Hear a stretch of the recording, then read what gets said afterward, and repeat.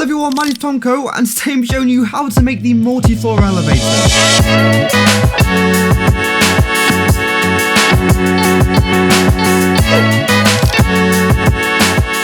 I must say it, this is probably the best and the only multi-floor elevator you will ever need. It's so good. So when you want to go to a floor, you get in the actual elevator, which is a 2x2x3 cabin, by the way. Very snazzy. Then hit this lectern here, and you basically just select which floor you want to go to.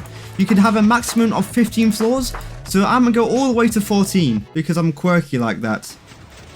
But without having to press a single button, you then instantly set off. As you can see, one of the best things about this elevator is that the lectern actually moves up with you. Like, this thing is incredibly realistic. We can walk around this cabin whilst we're in it as well, so you don't just have to stand still or anything. It's one of the best looking, best functioning, and one of the most simple multi-floor elevators ever. And there we go, we made it to floor 14. We can check that with the whole hanging sign business going on down here. We can go back down to any floor. So let's say we now want to go just back down to 12, I guess. The doors close, it's all automatic by the way, and they will only set off once you stop messing with the lectern. Voila! You gotta promise me not to freak out because it's not as bad as it looks, but here is the redstone. This is the exact same elevator that I was just riding in, and it looks insanely complicated, but it just isn't. And it looks that because there's 15 of these floors all stacked on top of each other as close as they possibly can get. So you can have a minimum of a 3-block gap, and this is what we have over here. So this is the most amount of complicated it could ever get. The best thing is that you could have an infinite gap in between these floors. For example, over here I have a larger gap, and you can see all of a sudden it looks way less complicated. You don't even have to have a uniform gap too. You can have a big gap, then no gap, then a little gap, then a massive gap, then a no gap, then a massive gap, which I have over here. And this thing works just as well, just as quick, just as efficient, and just as cool. Because the best thing about this elevator is that there's not a single piece of redstone connecting these floors together. All the logic, all the floor selection stuff, that's all done in this lectern. And this is what individually all the redstone per floor looks like. All of a sudden it looks way more doable. But there is one singular downside, and that is that it's impossible to have a call function on this. So if you're building this for a multiplayer or multiple people are going to be using this all scattered across different floors, there is no way of calling it to you. And that's all just because you cannot change the lectern automatically. Like, a player needs to be there to change the lectern, and there's just no way I can do that. But if you think about it, as long as you don't accidentally die on a floor or just leave the floor unexpectedly, you're never going to need a call function. But I promise you that's the only downside. So just before I start the tutorial, I'm going to try and explain it as simply and as easily as I can, just because when building it, it makes it a lot easier if you know what's going wrong, and it's way easier to fix it. So this is the actual flying machine itself, and you can see the lectern is on the very outside of this. And what it does is when it's flying past the floor, so let's say it comes down here, the lectern glides past all these comparators, and these comparators are constantly searching to see if it's on the right floor. So let's say all these comparators were tuned to floor 1. If this lectern up here was reading floor 1, it will then send a signal to these pistons to stop it. So if you have a look over here, you can see there's lecterns literally everywhere. These are constantly receiving signals to see whether or not it's on the same floor, or at least the floor in the lectern matches with the floor that it's on. And if not, it will do nothing. But if the lectern and the comparator match, then it will stop it. And then once the lectern is on the right floor, the comparators then change and they scan to whether or not the new floor you selected is bigger or it's smaller than the number you're currently on. And then if it's bigger, it sends it upwards, and if it's smaller, then it sends it downwards. And the best part is that the lectern already knows which floor you want to go to, so it will just stop if the comparator and the floor matches. And that's pretty much just all there's to it. Obviously, there's way more workings in this thing to actually make it function, but the actual idea behind it, that's all it is. But the item list for this is going to be a little bit funny because of course everyone's going to have a different amount of floors, but for the actual elevator itself, this is everything you're going to need. And you may be wondering what this book is. Now, you're going to need to get one of these books, and it's literally just a book with the numbers 1 to 15 on it, like this. Even if you're only going to have, let's say, 3 floors, you still have to have a book with 1 to 15 floors in it. And they have to be on a separate page as well. You can't have like 12 on this side, 13 on this side. No, it's a page per number.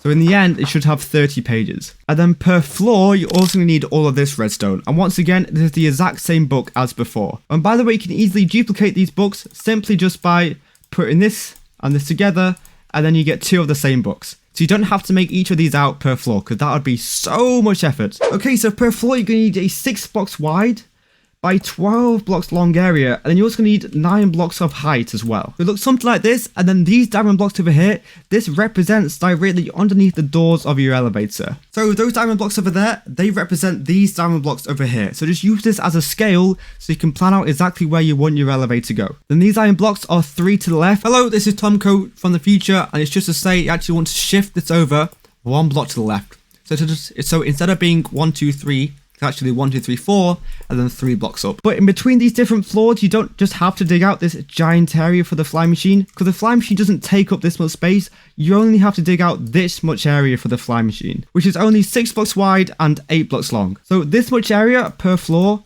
then in between floors, this much area for the fly machine to pass through. And then once you think you got all that in place, we can start the tutorial. So we're going to be working on the floors first, and then we're going to build the elevator very last. So just grab all of this stuff, I guess. So the very first thing you want to do is you want to come around to these diamond blocks over here. You want to come 2 blocks either side, then 3 sticky pistons up on either side, just like that. And these will be the door. You then remove these bottom blocks over here. Then to get your glazed terracotta out, this can be any block that doesn't stick to slime blocks. So instead of gliss, you can also use obsidian, or crying obsidian, or bedrock, or a low stone if you really want to be fancy. But you want to come to the left row of sticky pistons. You want to place a block here. Glazed terracotta on the other side. Destroy this block. Block. Glazed terracotta. Block. Glazed terracotta. Destroy all of the wall. Then each of these terracotta blocks, you're going to place a comparator facing away. So these will be the row comparator that scans for the lectern. Then come back around to the front. You're going to place a block in front of this comparator. Block to the left of it. A block up. A block to the left. Then a block up in front of this comparator. Redstone dust on both of these. With comparators coming away from this piece of dust. Block up. Dust. No, that's not a dust. Block, dust, and then a block on top of it. And what this does is it basically means that any comparator is always going to end up to the same redstone dust. So if we were to just activate this, see, that dust gets activated. Or if we activate the very top one, the same dust gets activated. Then come into this dust, you want to place a block here, a comparator, you want to place a block to the left of it, another comparator going directly into this comparator. You want to set this comparator to subtract mode. You do that by right clicking on it. You're going to place a lectern behind it. You then want to think about what floor you're on. So right now this is going to be my floor 1. You then want to subtract 1 away from your floor number. So now I'm floor 0, and that's the floor that you want to put into this lectern. So because I'm floor 1 take away 1 is 0, I put nothing in this lectern so that this comparator is off. However, if you are on floor 2, you'll put a book into this lectern and you'll set it to floor 1. Or if you're actually on floor 3, the lectern would be all set to floor 2. I'll get more into why you have to do that later on, but just remember, whatever floor you're on, set the one in the lectern 1 below that. You then just place a block up from this comparator, a block to the right, dust, you're going to place a slab on this top half here, repeater coming away, torch on the side of this block down here, block in front of this redstone repeater, half slab downwards, destroy this block, half slab to the left, and 2 pieces of dust on top of this. Now we can actually do a little experiment here. So if we just extend this, put a redstone torch on the side of it. Now if we then get ourselves a lectern and put the lectern right about here, you'll see that that redstone torch over there will only turn on when this floor is set to 1. So you can kind of see it in the right hand corner over there, but if we turn it to 2, it turns off.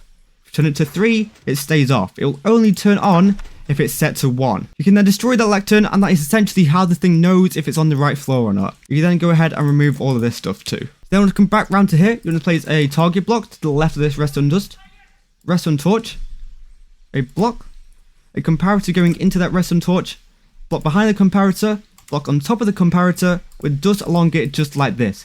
This acts as a pulse extender.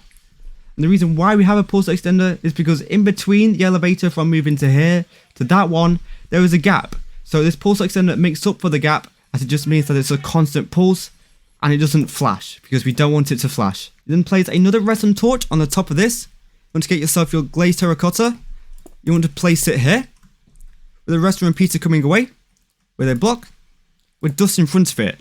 Now we're going to be doing the actual thing which stops the elevator. These are the pistons that actually stop the elevator, and it does this because when pistons are extended, flying machines can fly past them. However, when they're retracted, it can't. So by having it so if it's on the right floor, all of these get retracted, it just stops the elevator, and that's very good for us. So you want to come another block to the left over here, block down, block up, but just along all of these. You want to come around over here. On this block, piston coming towards you. On this block, piston coming towards you.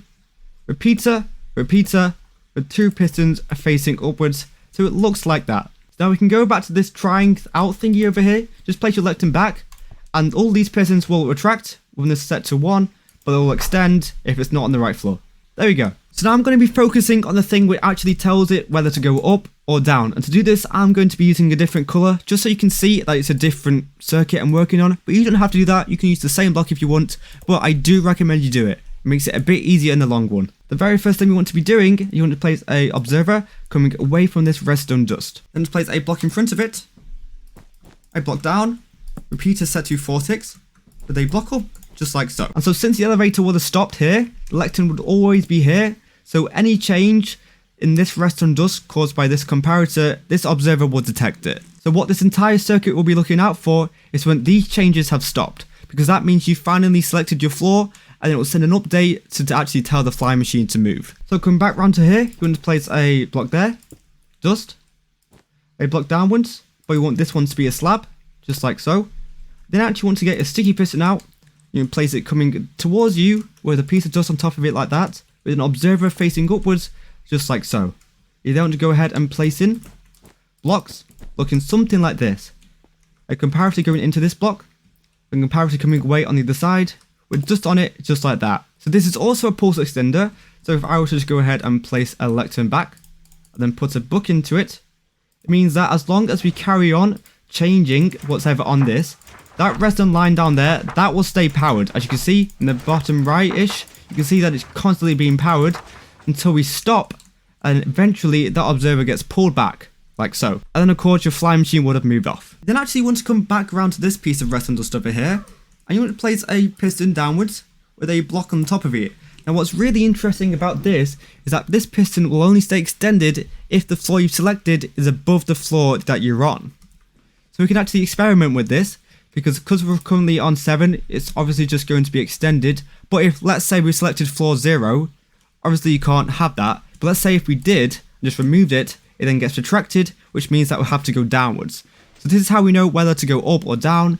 If it's extended, it'll send a signal to go up. If it's retracted, it'll send a signal to go down. And the way it does all this, by the way, is the same comparator circuit up here. This bit is literally the brains of this whole thing. Then come back round to this observer over here. You want to place a trapdoor on top of it with a observer facing upwards. Place a temporary block down here. Observer moving away. And then also an observer moving away just like this. So when this trapdoor ever gets updated, both these observers send an input, but it's only the one which has also got the block in front of it that actually sends the signal onwards. I'm also going to change the colour of my wall because we're now going to be working on a different circuit. So like I said before, when this is extended, it means it has to go upwards. And the way we tell it to do upwards is by activating some pistons on the bottom layer here. And the way we do that is by placing 2 blocks here. Russian repeaters coming away from this. Move round to this side. A block. Repeater going directly into this block. Then place terracotta here. Dust. Block. Terracotta going downwards. Block. And another block. Block going upwards. And then to place a terracotta to the right. Redstone dust on top of that. A block to the left. Then a terracotta block to the left. And you actually want to place a piece of dust here. You'll see why we've done all this in a little bit when we actually have the fly machine in place. But for now, it may look a bit like what on earth, why have we just done that? But it all makes sense in just a little bit. So now, by the way, we can actually try it out. So if we set this to a thingy which is above our floor, this should flash, hopefully. There we go. You see, it flashed. That meant the elevator would have gone upwards. We can now remove this, by the way, because we won't be needing it anymore. So now we have to do a similar thing, but to send it going downwards instead. And once again, I'm going to be changing the colour of my wall. So you really want to come a block away with a repeater, just like so. So when this observer gets fired, activates this repeater. I'm going to place 2 observers on top of that. Block on top of that. Block to the left of it. Rest repeater. Observer coming away from that, where they block. Then get your slabs out. And place a slab here. Repeater coming away. Block. Slab. Block. Then place an observer going upwards from this repeater just like so, a block on top of it, and then you want to place a glazed terracotta block to the left, just on top of that. Now we're going to be replicating exactly what we did down here, but up here. So block in front, dust, glazed terracotta to the side, dust, 2 blocks, 2 dust, block up, glazed terracotta to the left, block, terracotta just along all of this, then a block separating that redstone dust. So now it looks something like this. And actually this is most of the redstone out of the way. Now all we have to link up is these 2 doors at the front. You don't have to place blocks just like this with torches on the right side of them. So it always closes your door, by the way. The reason why we've done this is because nothing can affect this comparator. Then come a block behind this. Repeater set to 3 ticks. Block, dust, block down, dust. Then 2 repeaters here. 1 set to 1 tick, 1 set to 2 tick. So if we were to activate this, it opens at the same time and it closes at the same time. I must say, it's all looking very vibrant so far. But you then want to come around to this redstone torch again. You want to create 2 blocks coming away from it, 2 redstone repeaters going into another terracotta block, torch on top of that, block, redstone repeater, block up, block down, dust here, block here, and simply a redstone repeater going straight into our door. So what this is looking for is when this turns off, making sure that the actual elevator stops here, it also sends a signal to tell the doors to open. And now we have to do a similar thing but for the other side. So we want to come round to where we left this little ledge over here, and place a block down, redstone repeater coming away, terracotta block, redstone repeater, block, with a torch on top of it, terracotta block, 2 redstone repeaters, terracotta block, the dust on, block down, redstone repeater set to 2 ticks, the block in front of it, torch, block, and then torch. And that should be everything done for your first level. Obviously, if you're going to have more, you're literally just going to have to build these manually if you're in survival. But if you're in creative like me, you can use something called a structure block, which can build it for you, which is what I'm going to be doing. So if you're in survival or you don't have access to commands, you will have to build these out one by one, exactly like we did just there. However, if you do have operator, you can do what I'm going to do. You want to type in /give @s structure block, which gives you a structure block. You want to find the way which way it's going, so mine's pointing that way. You don't want to put this in a corner of your floor, like so. You don't want to make it so it actually fits within the elevator. You don't want to clear everything around this, by the way. And you then want to grow these dimensions here so it fits within the size you want it to fit in.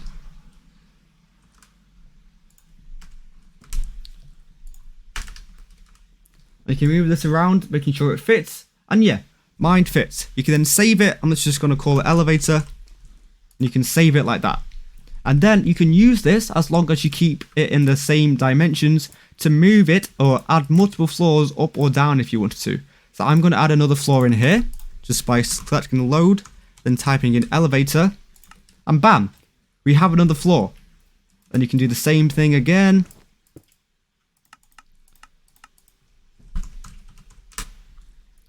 And bam, another floor. And then I'm actually going to make another one directly on top of this one, because if you're doing that, you actually have to do something a bit funny. So I load another one here, it will spawn directly on top of the other one, as close as you can possibly get it to go. So as you can see, it literally loaded directly on top of it. Then it actually destroyed some of the stuff, by the way, so you have to go in and manually place it back if it did do that.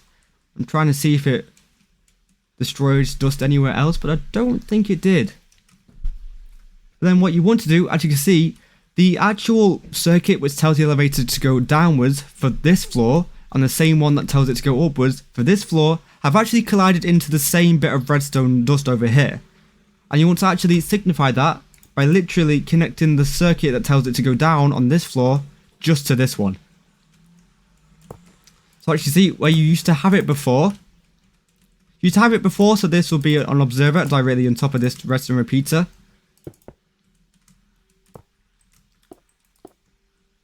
So before it used to be a repeater coming away, this observer goes into this circuit, that will tell it to down. However, it also does the same thing for the floor above it to tell it to go up. And that's only if you're having the floors as close as I am as well, by the way. If you're not doing that, you don't have to do that. You actually have to do the thing I was talking about before. You have to make sure that you put the lecterns in the book. So this is floor 1. 1 take away 1 is 0, so this one gets no book in it. This is floor 2. 2 take away 1 is 1. This one is selected to floor 1, so floor 1. This is floor 3. 3 take away 1 is 2. So you actually want to select this one to floor 2. This one is floor 4. 4 take away 1 is 3. So you want to set this one to floor 3. Then that is all the floors done. But now we have to come all the way back down to the bottom as we are going to be making our actual flying machine. So we're going to be working backwards. I'm actually going to start off by placing our lectern in. For good this time, you don't have to go ahead and give it your number book. But then below this, you're going to place in 2 honey blocks with a slime block to the left. You actually kind of want to mirror this on the other side, by the way. So 2 honey blocks and a slime block. You don't want to get some solid blocks. You will be able to see these, by the way. I'm just going to be using iron blocks. You're going to place in a slab. You're going to place in iron blocks here. You can then place in your trapdoor here. And you can close it shut just like this. I found that this is the best looking way to do it. But as long as you still have blocks in between these, you can literally do whatever you want. So you could also have something like fences if you wanted to. And have fences in between these. It looks a bit stupid, but you get what I mean. But I've just found that this with this looks the best. You then place in your floor. Then place in your other wall. Then we can mirror what we've just done, but on the top over here.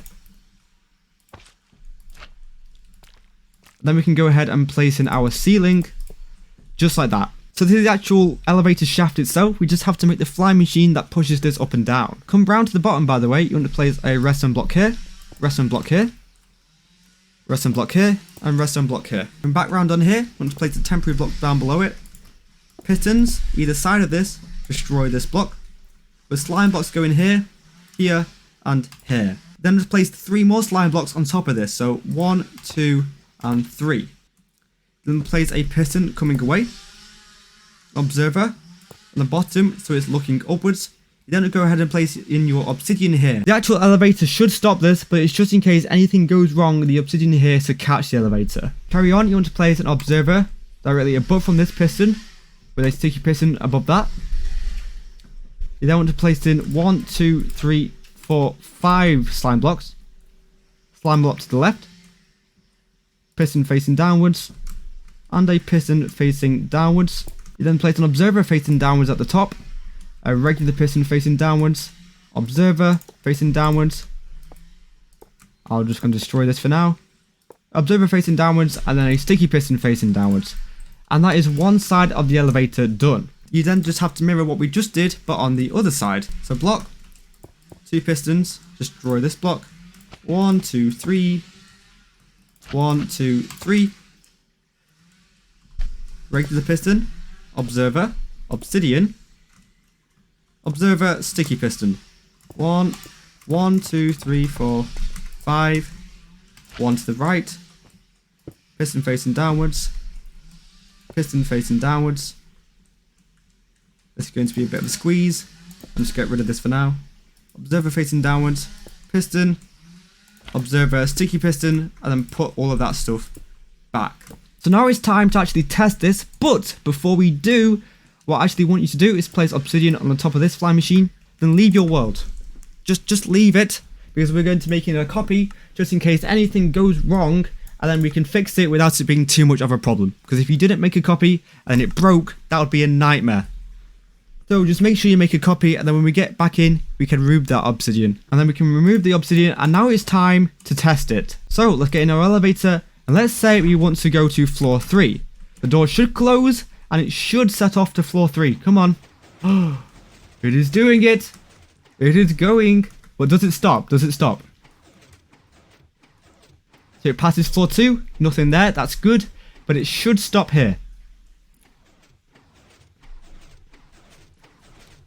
There we go. All right, that is perfect. So now we can set it to go down to, let's go down to floor 2, just to check that downwards works as well. So it's going down to floor 2 now. So it should stop here, which it does. Perfect. Then when it gets to your very top floor, by the way, you just want to also place obsidian at the top of it here. This is just in case anything goes wrong in the future. It just ensures that the flying machine doesn't fly off into the sky. And so believe it or not, that is the redstone stuff done. We can now actually get into decorating this thing. There are a few rules you have to follow when decorating it. You're going to have to get yourself a lot of glazed terracotta or a lot of blocks that don't stick to slime. For that, we can actually place in the back wall of our elevator. This can be whatever block you want. I'm just going to be using this block of iron here. And the way you do that is by coming to your very top floor. You can start off here. And you literally just want to carry on going downwards this entire time. If you didn't realize, it actually doesn't take the back wall with it. The back wall remains stationary. It just looks like it is because it's the same block going all the way up. So you want to carry on this going down until you get to the bottom floor. Oh no, I'm not there yet. Until you get to the very bottom, like so. Then you can actually activate and put in your door blocks here on each floor. And then per each floor, you can actually decorate the front of it just with any blocks you want. So I'm just going to be using these blocks because I think they look alright. And like we just did with the back, we actually want to do the same thing but with the front. So I'm just going to be using, actually, let's use a glass so you can see out the elevator. So I'm going to be using glass in between these floors so you don't have the opportunity to just walk out like that. But now it gets a little bit more difficult because if you go ahead and want to place some blocks next to this glass, it has to be terracotta or a block which doesn't stick to slime. So I'm just going to be using terracotta because it's a little bit easier. And where did this sticky piston go?